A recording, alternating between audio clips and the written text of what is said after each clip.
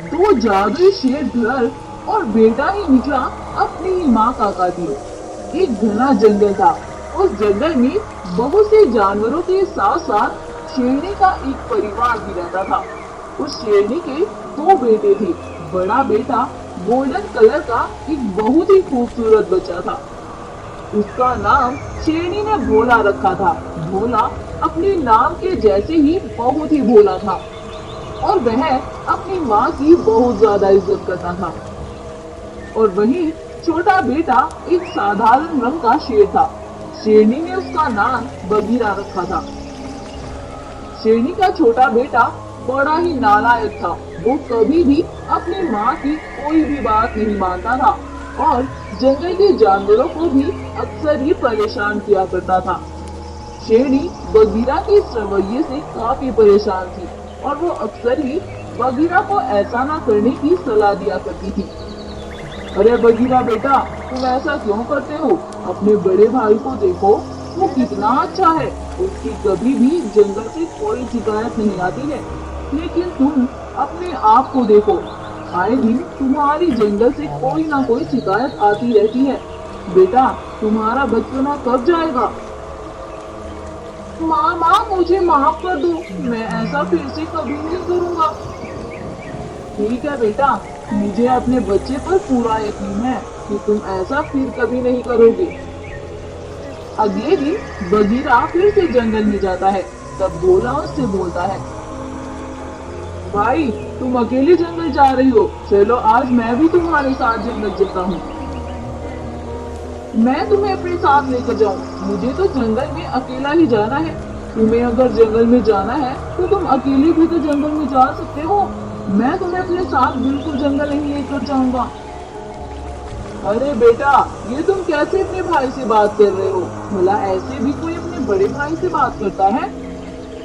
अरे माँ, मैंने इसे क्या गलत बोला है? कोई नहीं बोला बेटा, तुम इसको अकेले ही जाने दो। तुम अपने आप जंगल में चले जाओ। शेरनी के ऐसा कहने पर भोला चुप हो जाता है और बगीरा जंगल में चला जाता है। जंगल में जाकर बगीरा जानवरों को बड़ा ही परेशान करता है और एक बकरी का शिकार करके उसको खा लेता है। बगीरा के इस बर्ताव से जंगल के जानवर बहुत परेशान हो जाते हैं और वो उसकी शिकायत लेकर शेरनी के पास जाते हैं। और एक बकरी शेरनी से बोलती है, अरे शेरनी बहन, आपके बेटे बगीरा ने आज मेरे बच्चे को मार कर उसका शिकार कर लिया है। शेरनी बहन, हम कमजोर हैं, तो क्या आपका बेटा हमारे बच्चों को ऐसे नुकसान पहुंचाएगा?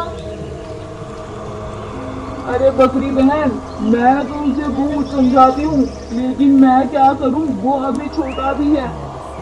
आने दो तुम, मैं उसे समझाऊंगी। ऐसा सुनकर वो सभी वहां से चले जाते हैं। जब बगीरा गुफा में आता है तो शेरनी उसे बहुत ज्यादा डांटती है और उसे बोलती है, कल से तुम मेरे साथ ही जंगल जाओगे। तुम अकेले जंगल बिल्कुल नहीं जाओगे। तुम्हारी बहुत सी शिकायत आ चुकी है। अब मैं और बर्दाश्त बिल्कुल नहीं कर सकती। ठीक है, समझे तुम? अगले दिन शेरनी बगीरा के साथ जंगल में जाती है और शेरनी जब सुनसान जगह पर चल रही होती है तो पीछे से बगीरा उस पर वार कर देता है और शेरनी को मार देता है। शेरनी को मारकर वो भागता हुआ भोला के पास आता है और उससे बोलता है, अरे भाई भाई, जंगल में एक बाघ ने माँ को मार दिया है। अब आप जल्दी से चलो। भोला ये सब सुनकर दौड़कर अपनी माँ के पास जाता है। तब तक वो जानवर भी वहाँ पर आ जाते हैं, लेकिन शेरनी तब तक मर चुकी होती है।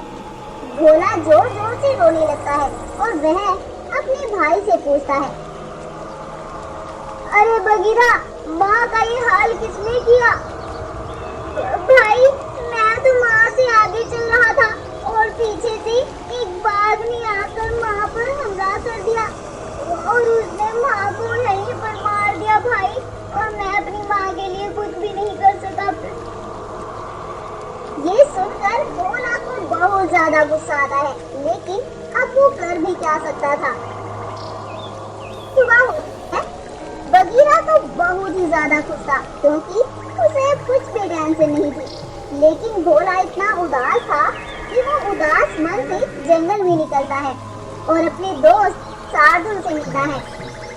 अरे भाई क्या हुआ, तुम इतने उदास क्यों हो? भाई क्या तुम्हें पता नहीं चला, मेरी माँ का कल जंगल के एक बाघ ने कत्ल कर दिया है।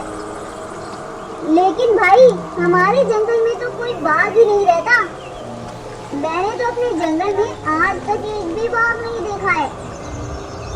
ये क्या बोल रहे हो तुम? माँ के साथ बगीरा था जब माँ को उस बाघ ने मारा। अच्छा, लेकिन भाई मुझे तो दाल में कुछ काला लगता है। हमें सच का तो पता लगाना ही होगा। लेकिन भाई मैं कैसे सच का पता लगा सकता हूँ? भाई हमारे जंगल में 2 शेरपुल घर हैं और वहाँ पर एक शक्ति है जो हमें सच और झूठ सब कुछ बता देगी। अच्छा भाई ये बात है तो फिर चलो दोस्त हम वहीं पर चलते हैं। हाँ चलो। और वो दोनों शेरपुल घर की ओर चल देते हैं। शेरपुल घर के पास पहुंचकर वो दोनों उसके अंदर चले जाते हैं।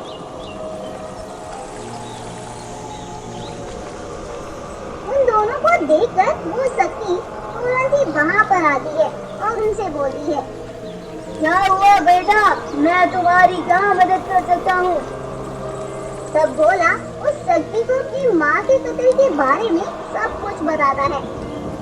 भोला के ऐसा कहने पर वो शक्ति बोलती है, अरे बेटा तुम्हारी माँ का कत्ल किसी और ने नहीं किया बल्कि तुम्हारे सगे भाई ने किया है। ऐसा सुनकर भोला तुरंत ही वहाँ से भाग पड़ता है और बगीरा के पास जाकर बोलता है, तुमने माँ के साथ कितना गलत किया। वो तुमसे इतना प्यार करती थी लेकिन तुमने उनके साथ क्या किया, उनका कत्ल कर दिया।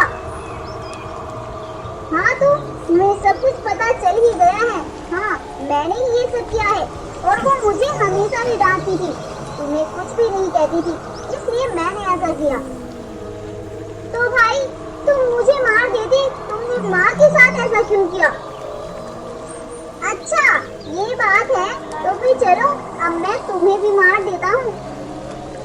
फिर इस पूरे जंगल पर मेरा ही राज होगा। और इतना बोलकर वो भोला पर हमला कर देता है। लेकिन भोला उससे बड़ा था इसीलिए उसके पास ताकत भी ज्यादा थी। इसीलिए भोला उस पर अपनी पूरी ताकत से वार करता है और वो हमला कर कर के उसे बिल्कुल अधमरा कर देता है और उसे वहीं पर मार देता है। और फिर भोला उस जंगल का राजा बनता है और सभी जानवर चैन की सांस लेते हैं और खुशी खुशी फिर से उस जंगल में रहने लगते हैं। इस तरह से इस जालिम बगीरा का किस्सा इस जंगल से खत्म हो जाता है। तो दोस्तों क्या सीखा आपने इस कहानी से? कि अगर हम किसी के साथ भी कुछ भी बुरा करते हैं तो हमारे साथ उससे भी ज्यादा बुरा होना तय है। स्टोरी अच्छी लगी हो तो इस वीडियो को लाइक करें, शेयर करें और साथ ही हमारे चैनल को सब्सक्राइब करना बिल्कुल ना भूलें।